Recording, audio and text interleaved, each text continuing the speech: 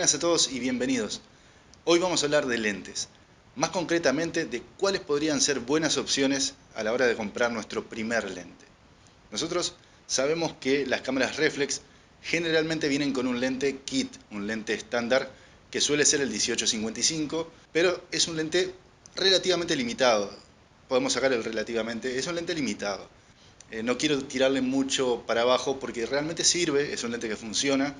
Y para empezar está más que bien. Hay mucha gente que dice que no sirve para nada, pero realmente sirve para empezar a hacer nuestras fotos, empezar a saber qué es la longitud focal, qué es 18 milímetros, qué es 55 milímetros, y bueno, empezar a darnos cuenta qué tipo de fotografía queremos hacer. Entonces, hoy vamos a ver cuál sería el siguiente paso, qué podríamos hacer, qué podríamos comprar, qué podríamos buscar en un siguiente objetivo. Tenemos que hablar de longitud focal, tenemos que hablar algo de diafragma, si bien en el video anterior hablamos muy extendidamente de lo que es el diafragma y cómo afecta a la composición de la fotografía, pero hoy tenemos que mencionarlo al pasar al menos, y sí, lógicamente, lo que es la longitud focal y algunas otras cosas importantes que tienen los lentes. Vamos a explicar rápidamente qué es la longitud focal. La longitud focal es ese número en milímetros que aparece en el lente. Tenemos varias informaciones en el lente. Tenemos la apertura máxima de diafragma que tiene, la longitud focal, si es un lente que tiene motor de autoenfoque, si tiene estabilizador, por ejemplo. Son varias cosas que tenemos que considerar al momento de comprar un lente. La longitud focal es básicamente la distancia que hay entre el punto nodal del lente y el sensor de nuestra cámara.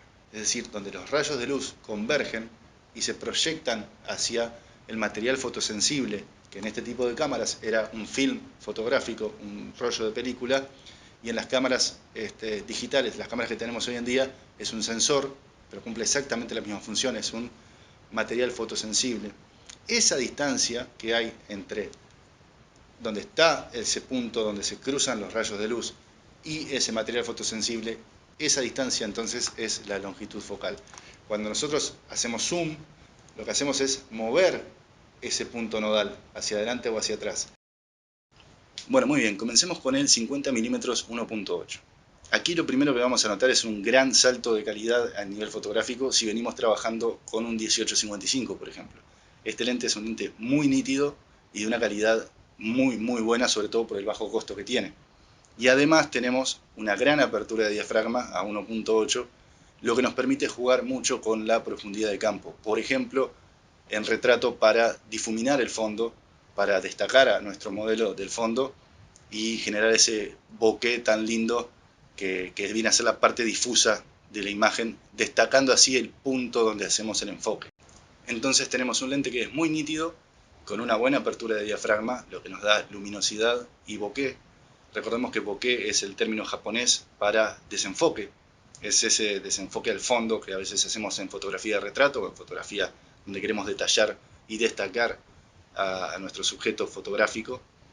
Y es un lente que tiene baja distorsión esférica y baja distorsión de perspectiva. Estas distorsiones son lo que nos ocurre con lentes muy angulares. La distorsión esférica es propia de la construcción del lente, mientras que la distorsión de perspectiva se da por nuestra distancia al sujeto fotográfico. Con un lente muy angular nos tenemos que acercar muchísimo para hacer un primer plano, por ejemplo. Con esta focal, con 50 milímetros, tenemos una muy baja distorsión en ambos sentidos. Pasemos ahora al 35 milímetros 1.8. Este es un lente muy similar al anterior, pero nos da un ángulo de visión un poquito mayor, lo que nos permite hacer fotografías ya de cuerpo completo en espacios reducidos sin tener que alejarnos tanto de nuestro sujeto fotográfico. También, lógicamente, podemos hacer esos primeros planos con ese desenfoque tan lindo que nos daba el 50 milímetros, porque la apertura sigue siendo de 1.8. Entonces, nuevamente tenemos nitidez, apertura de diafragma, lo que nos da luminosidad y bokeh, mayor ángulo de visión en este caso, lo que nos da mayor versatilidad. Si ustedes se fijan, la distancia a la que estoy yo en este caso para hacer una fotografía de cuerpo completo con el 50 milímetros es muy grande. Se necesitaría un espacio de trabajo muy grande para poder hacer fotografías con el 50 milímetros de cuerpo completo. El 35 milímetros nos permitiría trabajar en un espacio un poco más reducido si no tenemos estas dimensiones. Y bueno, llegados a este punto se podría pensar, ¿para qué traer dos lentes tan similares a una lista como esta? Ambos tienen el mismo precio, tienen características casi idénticas. El 35 milímetros nos da un poco más de versatilidad por ese ángulo un poquito mayor que tiene frente al 50 milímetros, pero está bueno que sepan que están las dos opciones y que el 50 milímetros nos puede dar tal vez un poquito más de calidad, un poquito más de nitidez en la fotografía, y que el 35 milímetros compensa eso con la versatilidad que nos da al poder trabajar en espacios un poco más reducidos y al poder hacer fotografías un poco más amplias sin tener que alejarnos tanto.